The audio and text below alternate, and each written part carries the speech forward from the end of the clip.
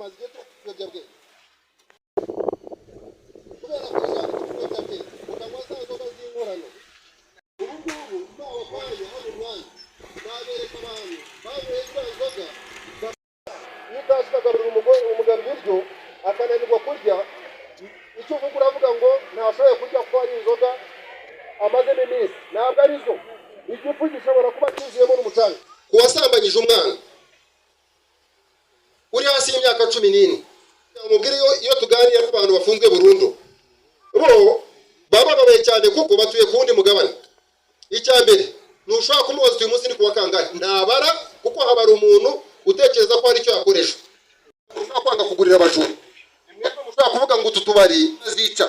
naziriya zo mu ngo ni kanyanga nizibagiwe akantu gato najya mu babwira ngo nyakwa minister hariho n'udushye twagiye dukora guhimba no guhanga ngo umudugudu wa Bwiza na wahize yindi mudugudu tarangwamo icyaha nyakwa minister ngo amaze imyaka 7 nta cyaha kiri mu mudugudu wabo kugarukaho twifuzaga kuganiraho mituweli yo kubera ko dufite ahangaha umudugudu wahembwe ko wayo wa mbere kutubera twe kubimbata y'ibyiciro ngo bituvuze kwivana mu bukene barashishikarizwa gukora kugira ngo biteze imbere muri kubyumva none dushakishe uko akazi kaboneka dushakishe uburyo abashoboye gucuruza no kugira ngo amagina y'umwana wa meya ntabwo ari byo igi rimwe ku munsi ni uburyo bworoshye tugira n'amahirwe ko inkoko zacu za Kinyarwanda ntabwo zikeneye ibindi bintu bidasanzwe kugira ngo tuzorore ariko niba tuzoroye nyaboneka mbere yo gutwara amagi ku isoko umenye ko dufite abana mu rugo bakeneye amagi kuko ayo mujya kugurisha niyo ajya gutunga wa mwana turi kuvuga twewe yigiriya kandi uwacu yarwaye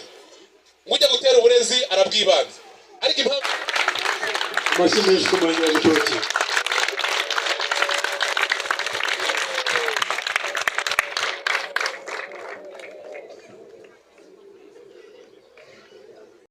ya miliyoni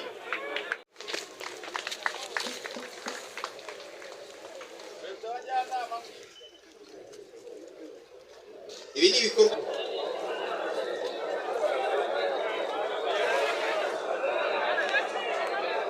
bazafata neza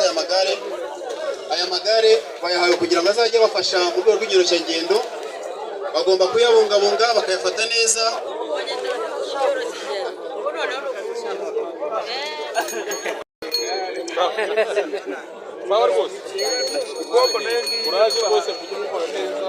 uyu butaha muzaduha n'amamoto ahubwo ibyiza biri imbere biraharanirwa uyu munsi nabwo twagiye